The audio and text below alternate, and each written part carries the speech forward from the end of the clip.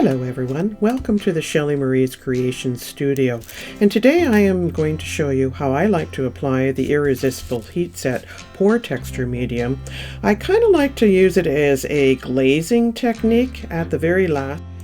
Glazing is a technique where a really thin layer of colored medium is applied over top of a dry base of paint, and it creates a lot of depth, and with the light going through it being transparent, it can do a subtle color shift, or it can even enhance the colors that you have underneath it.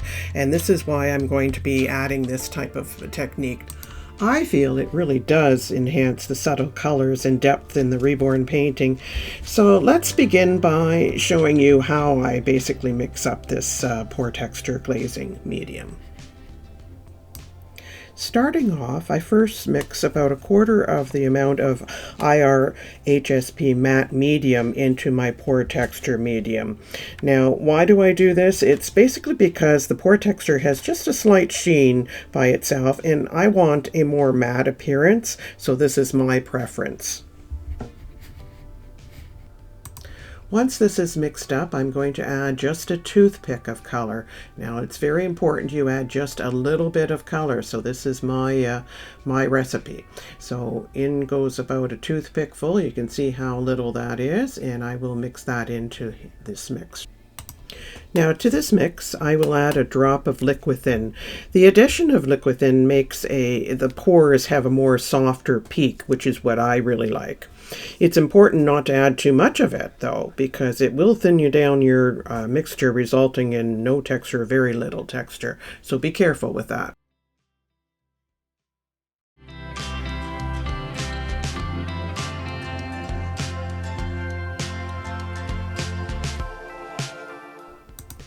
Here we are back at my studio, and we're going to be showing you now how I apply the pore texture glazing mediums here. I use a yellow sponge here to create my porous textures. It's one of my favorite sponges, and we're going to first apply the yellow color onto the nose and upper cheek area. I feel this is a color that is needed on this specific doll.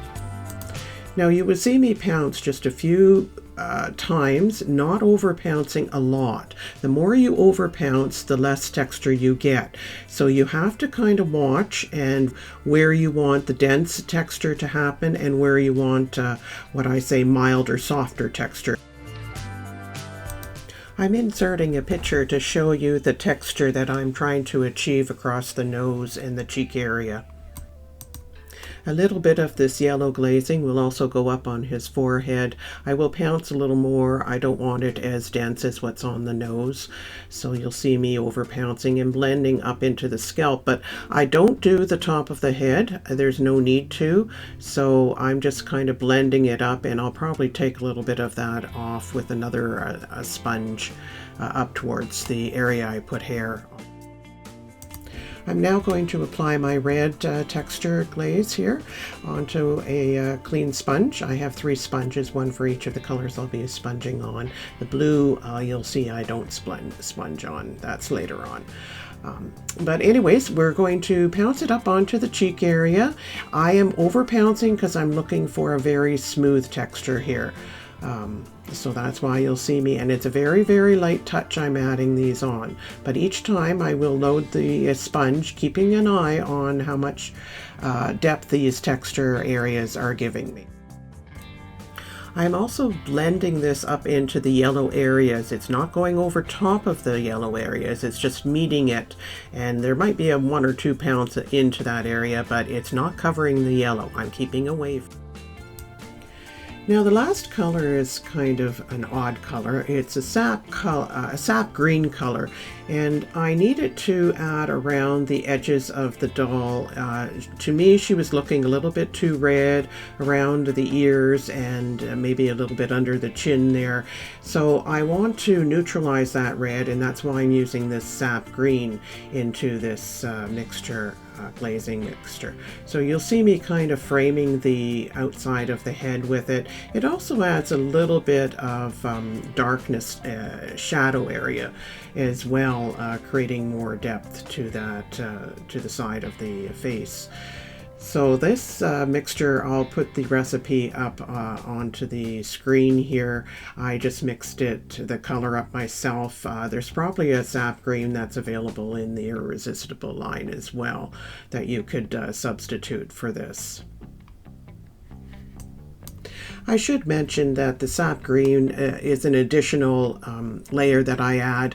Normally I only use the yellow and the reds for enhancing the dull areas with the pore texture, but this one I just decided he needed just a little extra green in there to neutralize that red.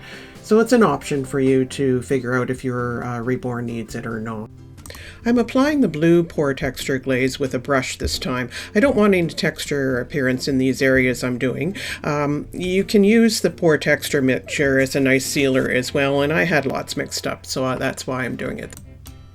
I'm now checking over all my areas to see if there's any flaws that I need to fix, and once that's done, it's all ready for baking. Now I'm going to show you a few photos I took. My video camera wasn't picking up too much detail, so I had to turn around and do some close-ups with my better camera here.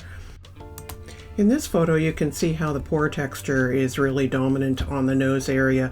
I feel the color really does add to it, looking more like a skin on the nose area. Here you can see how soft the cheek texture was. The red in the glaze actually enhances the modeling that's on the skin. The mealy up by the nose is a different technique. Now I'm going to show you a different method I use. The same texture medium I'm using right now on this hand. It's a play-doh hand and hardly has any dimension on it whatsoever. I'm going to show you how we're going to enhance that. I'm going to take the same pore texture we were using, only this time it has strawberry blush as its paint color in it, and I'm going to apply it on the brush, and then we're going to pounce it on the top of the hand here.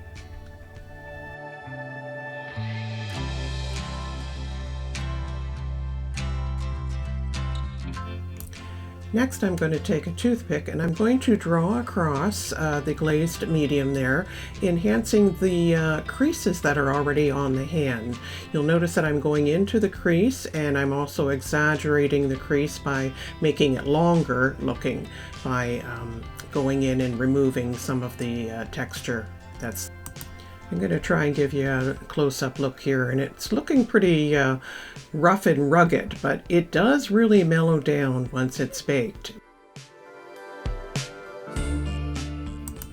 And of course, after making all my wrinkle lines, I will take my mop brush and soften all the edges around, and I will pounce if there's any large texture in there or lines that I don't like.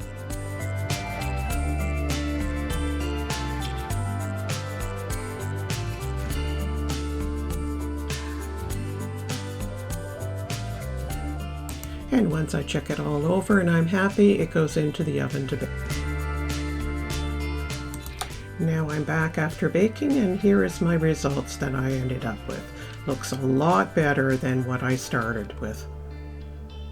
This is the photo that I started with, and this is my end result showing here. Now in comparison of the two, you can see the big difference. It almost looks like we resculpted the skin in. This is the photo of the other hand that I finished.